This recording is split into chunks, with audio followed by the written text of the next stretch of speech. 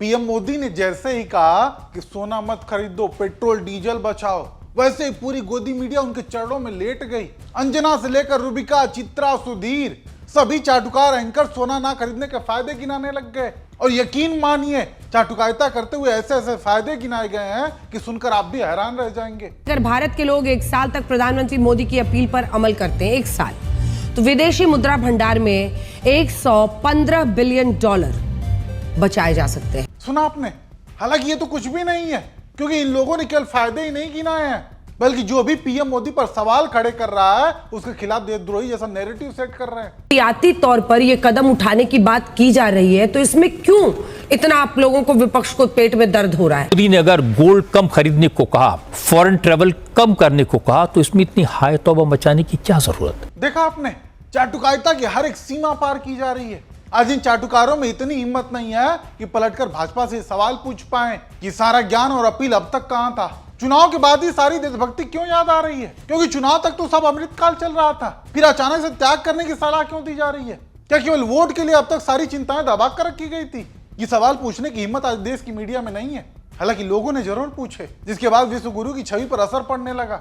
ऐसे में इसे बचाने के लिए बीजेपी का इकोसिस्टम एक्टिव हो गया और एक नया टूल किट जारी कर दिया गया कि ये बातें फैला दो कि पहले की सरकारों में भी तो ऐसी ही अपील किया जाया करती थी, तो फिर अब क्या दिक्कत है? और इसी लाइन के साथ चाटुकार नैरेटिव भी सेट करने लगे। इस महाशय को ही सुन लीजिए। ये नेहरू जी जब ये अपील कर रहे थे, तब तो सोना दान करने की मांग हो रही थी, कहने अब तो दान थोड़ी ना करने हैं, अब तो सिर्फ ना खरीदने की बात हो रही है। सुना आपने? नेहरू जी के समय से आज की तुलना कर रहा है ये आदमी।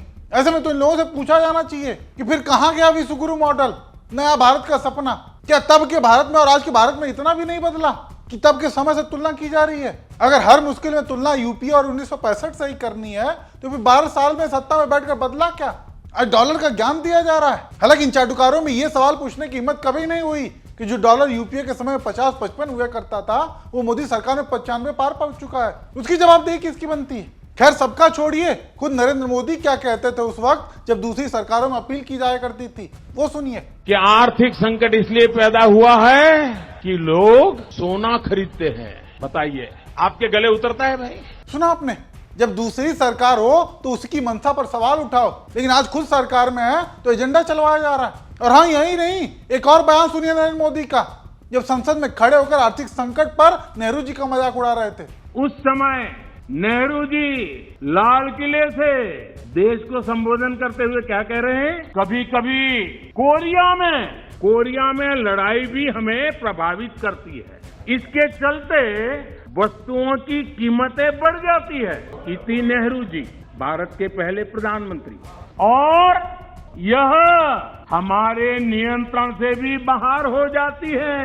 देश के सामने देश का पहला प्रधानमंत्री हाथ ऊपर कर देता है। देखा आपने? आज अपने इन्हीं बयानों को शायद मोदी जी फिर से सुन ले तो शर्म के मारे सिर नीचे झुक जाएगा। बाकी ऐसे में यूट्यूबर है ध्रुव राठी, उन्होंने बहुत सलीके से आईना दिखाया है, वो भी देखिए। मुझे समझ में नहीं आता इतने दोगले प्रधानमंत्री को कोई सपोर्ट कैसे कर सकता है। मतलब जनता से कहते हैं सोना मत खरीदो, विदेश घूमने मत जाओ, ये मत करो, वो मत करो, और खुद भाषण देने के अगले दिन जाकर मनोरंजन के लिए एक एयर शो देख रहे हैं साहिब। जनता को कहते हैं पेट्रोल डीजल कम इस्तेमाल करो, इलेक्ट्रिक गाड़ियां खरीदो, और खुद यहां पर 100 गाड़ियों की कॉन्वॉय चला रखी है। इनमें से कितनी गाड़ियां इलेक्ट्रिक गाड़ियां बता देना। मैं ये नहीं कह रहा कि सजेशंस गलत है, लेकिन एक लीडर का काम होता है लीड करना। मतलब जो दूसरों को कह रहे हो करने को, पहले खुद उन चीजों को करो। कम से कम अपने कॉन्वॉय में पहले इलेक्ट्रिक गाड़ियां चला लेते, कम से कम खुद से पहले वर्क फ्रॉम होम कर लेते, दूसरों को एडवाइस देने से पहले। और एडवाइस की टाइमिंग देखो दोस्तों, क्राइसिस तो 2 महीने से आई हुई है, जब से ईरान वॉर शुरू हुई है, लेकिन इनका मुंह तभी खुला है जब इलेक्शन रिजल्ट्स आ गए। अगर पहले बोल देते इलेक्शन के दौरान तो इन्हें डर था कि कुछ सीटें हार जाती। क्या इस लेवल का सेल्फ ऑब्सेस्ड बंदा लीडर होना डिजर्व करता है? जब कहीं पर कुछ अच्छा होता है तो क्रेडिट लेने के लिए अपना चेहरा हर जगह चिपका देते हैं, लेकिन जैसे ही थोड़ी कठिनाइयां आई तो सारा काम जनता पर थोप दो, मैं तो निकला। एक्चुअली में निकल गए हैं अब ये अपने विदेश दौरे के लिए, यूरोप घूमने जा रहे हैं, लेकिन आप मत घूमने जाना। वाकई आप खुद तो अपनी अपीलों पर अमल नहीं कर रहे हो, नहीं जनता को सुझाव दे रहे हो। बाकी वो क्षण भी देखिए जब अंजना ओम कश्यप विपक्ष के पेट में दर्द करवा रही थी, नहीं विपक्ष ने उनका ही बीपी बढ़ा दिया। सियासी तौर पर यह कदम उठाने की बात की जा रही है, तो इसमें क्यों इतना आप लोगों को विपक्ष को पेट में दर्द हो रहा है। अब ये सब चाहे वो सोना हो, सोना का भी वजह आप समझ ही रहे होंगे। सोने में लगभग 80-90% हम बाहर से लेते हैं, आयात करते हैं। देश के अंदर उतना उत्पादन है नहीं। ऐसे में हम जब जब बाहर से लेंगे तो हम उसके बदले में डॉलर्स में पेमेंट करते हैं। तो फिर इसमें क्या है, इसमें क्या प्रॉब्लम क्या है? देखिए, प्रॉब्लम्स बहुत सारी हैं और विपक्ष के पेट में दर्द नहीं है, पूरे देश के पेट में दर्द कर रखा है। केवल अंधभक्तों को दिखाई नहीं देता। 144 महीने हो गए इस सरकार को। 144 महीने में से 140 महीने, केवल 4 महीनों को छोड़ दीजिए तो बैलेंस ऑफ पेमेंट नेगेटिव है। जिस मोदी सरकार ने कहा कि विदेशी मुद्रा भंडार भर दिए हमने, उसका 144 में से 140 महीने बैलेंस ऑफ पेमेंट नेगेटिव है। इसलिए पूरे देश पूछना चाहता है कि भाइयों बहनों मित्रों, अच्छे दिन। दिक्कत यह है कि मोदी जी को पूरा ब्रह्म ज्ञान प्राप्त हुआ जब पूरा देश आर्थिक संकट में झोंक दिया। अभी तक उनको 2-2.5 महीने से, जब से 3 महीने से युद्ध चल रहा था, उनको कुछ समझ नहीं आ रहा था। राहुल गांधी जी ने जो कहा वो उनको समझ नहीं आया था, क्योंकि वो ब्रह्मज्ञानी है, वो तो इंसान है ही नहीं, वो तो परमात्मा से पता नहीं क्या क्या वो कहते रहते हैं।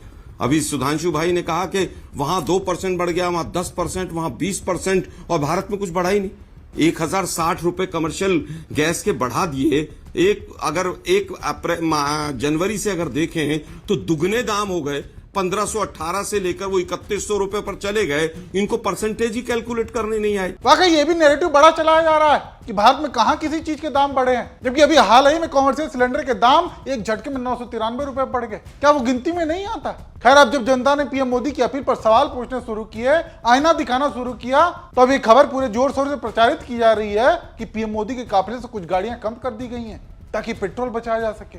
हालांकि अब ऐसे में देखते हैं कि आगे क्या क्या कम होता है। बाकी आप दर्शक पीएम मोदी की इस अपील और गोदी मीडिया की चाटुकारिता को लेकर क्या सोचते हैं, आप भी अपनी राय जरूर कमेंट करें।